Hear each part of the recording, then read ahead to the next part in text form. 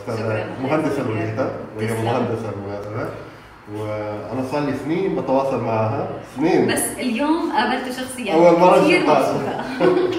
لي الشرف، وبسم الله ما شاء الله. يعني هي أصلا قمر وراح تصير قمرين.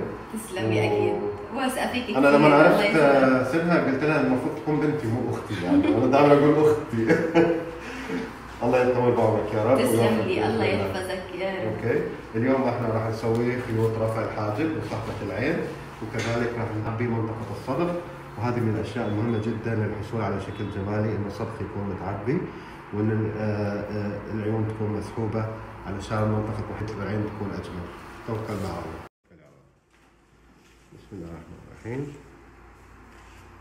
احنا الان بنعبي منطقة الصدر. افتح حلقة نص فتحة لو تكرمتي. برافو. توكلنا على الله. راح تحسي الان بثقل.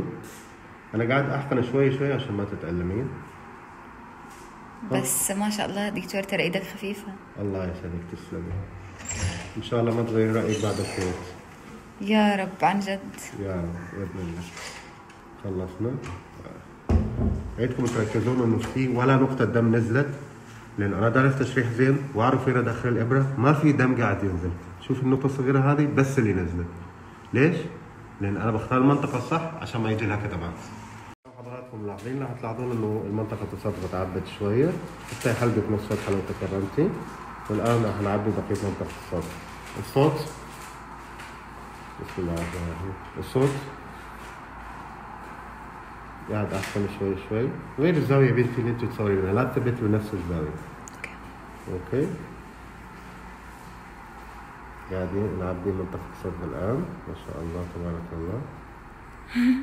شوي شوي. ممتاز. رائع.